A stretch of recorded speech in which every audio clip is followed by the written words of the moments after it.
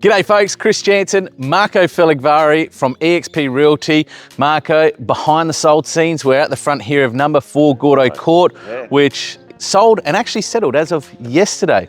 So folks, we're going to share with you a little bit about what happened behind the scenes with the sale of this property. Now Marco, it wasn't smooth. We had some hurdles on this one, some interesting challenges. Definitely not. We were probably on the marketplace, I think we were around about 4.5 weeks, something like that. 32 days, folks, exactly. Yeah, very close. So I'm going to jump into some marketing analytics and then I'm going to ask you some questions about some of the buyers, the challenges that we dealt with, what happened as a real live synopsis on the marketplace as we're selling 4 Gordo Court. Because folks, we like to keep it really authentic because you might be watching this, maybe you've got a similar home, maybe you're following us and you just want to keep your finger on the pulse as to what the market's doing.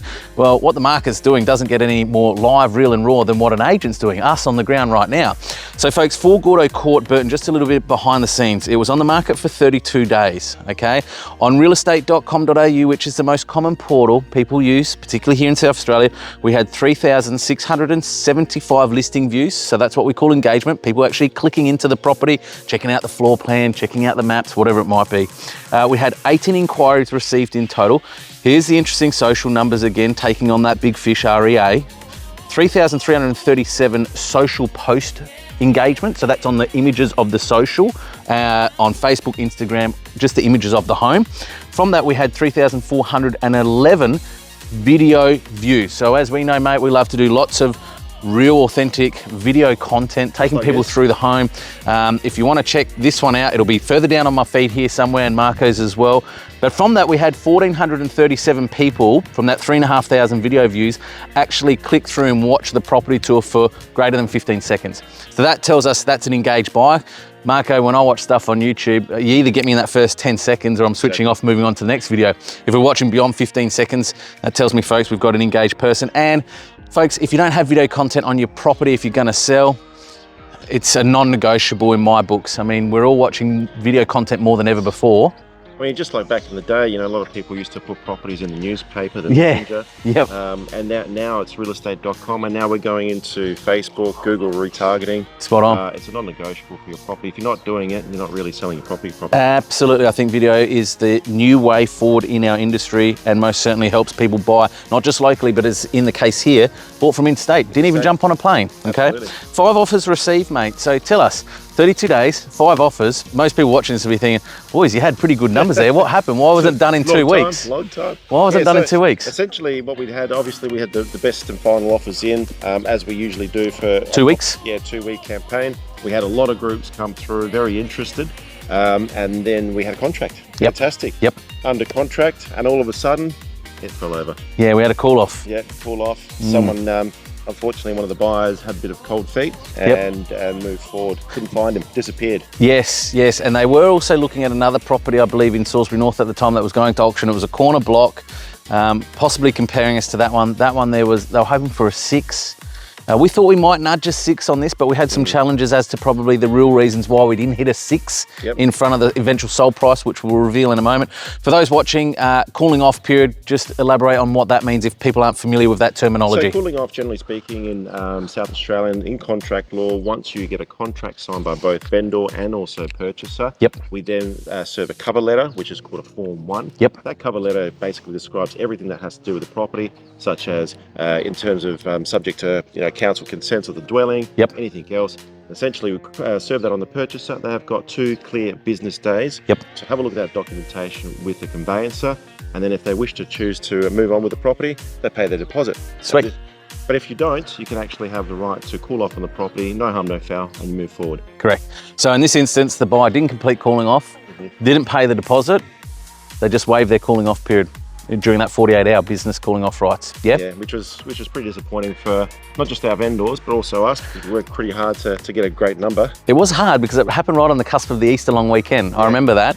And as you can appreciate, people going away, getting ready for Easter, we had the contract there, and literally on the death of the hour, right on, I think Good Friday it was from memory, the call off came in. But anyway, long story short, we had to re-pick things up. So what did we do from week 2 into week 3, mate? Well, essentially, we worked when these things happen, especially for our vendors. We want to see that we're very proactive. Yep. We went into overdrive.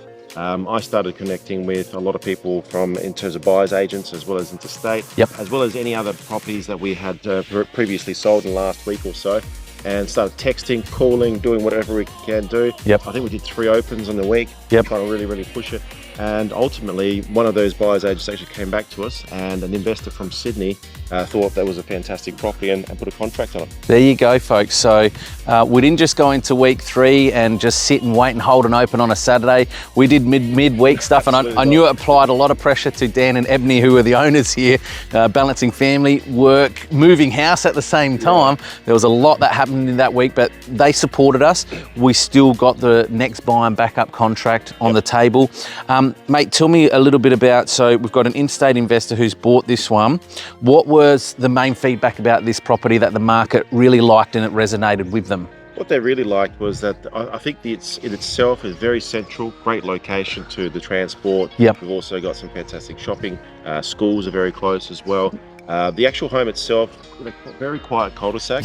So our cameras are on the road right now in the middle of the road as we speak. Hopefully no cars are coming. But also the other thing is because it's an end of cul-de-sac, family home, you have also the double car garage there, carport, great outdoor entertaining area, dual living areas, and the homes were good size as well. It was a 90s build, good bones, neat, tidy, nice neutral tones, had an updated kitchen, which was really nice at the heart of the home there. 2 living areas, as you said, was important. Good sized bedrooms, nice big flat entertaining area off the back there. That was the good stuff.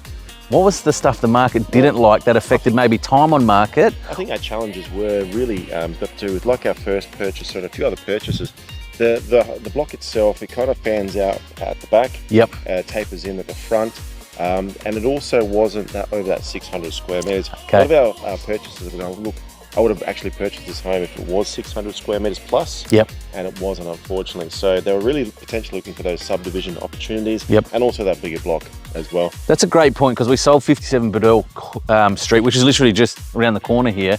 That got 600 on the nose. This was a better home. That one didn't have carpets, it was concrete floor. Exposed, exposed foundations, needed paint. There was cracks in the veneer ceilings. Like, this one was beautiful inside. That one got 595 on the nose, 595, so close to 600. We got 570K here for Gordo Court. That one got closer to 6, because again, it was that symmetrical block, wasn't it? That was a big thing. Rectangle. Over 90 metre frontage, 19 metre frontage, 21 or something like that, 600 square metres. So people were happy to pay a little bit more, because there's that future prospect of being able to subdivide 1 into 2, Absolutely. There you go. So, the other thing I was just going to make a mention that the video itself, again, I know I've said it a few times now, but the video that we produced in the beginning of this campaign, basically what I was doing, I was sending it out to investors and interstate investors, and basically it's a text message. You know, this is the property, some of the information, rental return, had the link on the actual video itself. The investor went through, had a look at it, said, that's fine, we're ready to rock and roll, just did a building pest inspection, and it didn't actually need to come to the property. And the investor actually came back to us and said, look, Marco, you made it very, very simple for us. You did a really good walkthrough for the home. We didn't need to worry about it any further, so let's go forward and make a purchase. Aspiring sellers, future sellers, there's the hot tip right there. If you're interviewing one agent or several agents, don't worry about realestate.com, okay? Don't worry about the flashy brochures and these nice signboards, right? Because you're gonna get that, right? I guess the only difference is the quality on those products. But what I'm gonna say to you is the seller tip is more so when you're looking to appoint the right agent for you, is have a look at their points of differences. Are they doing some cool content that connects with the now market, the now consumer? Because an interstate investor doesn't want to jump on a plane. They don't want to take time out of work and have to book accommodation and a car to come here. So how's your agent tailoring your campaign to appeal not just to a local market, but interstate and overseas potentially too? I mean, we talk about social media, but how big is Google and YouTube as a global platform, not just a national platform like realestate.com or a local state-based platform, but look for an agent who's got proud points of differences outside of the traditional ways of selling a home, who can negotiate. because the worst thing you can do is put a poor negotiator in front of an astute buyer when it comes time to negotiating with your money. Absolutely. Right? So really look for those things. What other points would you suggest, mate? Look for a hustler like Marco. You pick the phone up. Like when that contract fell over, a lot of agents might think, okay, let's just get an open backed up on Saturday. We'll run into the Saturday, see how we go. Like you physically jumped on the phone, you made calls, you dialed people, you banged out heaps of SMSs. Well, I mean, when the contract fell over, I looked at it and go, I said to the owners, I said, looked at Square in the eyes, I'm going to do absolutely everything for you. Yeah. And I think by Monday we sent out something like 197 text messages. I would have made about 70 phone calls. Yep. And with any open inspection that I do, I'll literally call every single person back, put in the information, and I pass it over to Chris. It makes it really simple for them, for yourself, and also the owners to understand what's going on. But I think the other thing that is very important, you hit the nail on the head, is that making sure that you're accessible and making your property accessible, not this fancy stuff, but making it easy and accessible for both the clients, the purchaser and the vendor. Yeah. Is your agent thinking of them, or the agent is thinking about his image and how amazing he is, rather than how can I make this super simple for both the buyer and the vendor to gain access to the property? Because ultimately we're just conduits in the middle.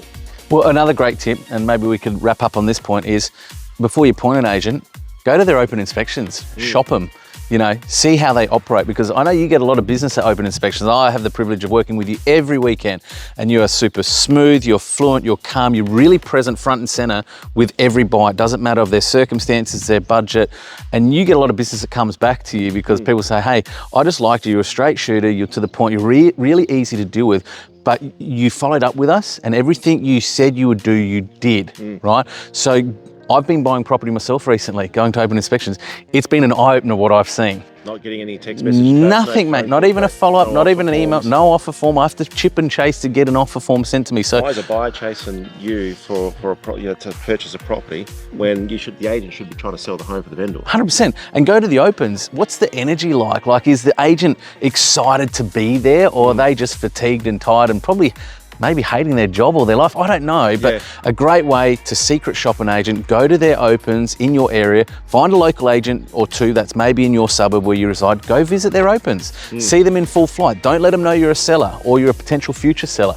See how they operate live on a weekend, because if that's what their buyers are getting on that listing, like we did here at 4 Gordo, well, if you want to replicate the same, you know that's the right agent for you. Final point on that, I've heard so many buyers currently that they go, you know what, Marco, I like that property from my competitors. I like their property, but because of how arrogant they were or the way that they treat us, I will not make an offer on that property. Wow, it's astounding, but it's out there. I know, because I've seen it buying myself recently. Folks, that's behind the sold scenes here at number 4 Gordo Court in Burton, 5110.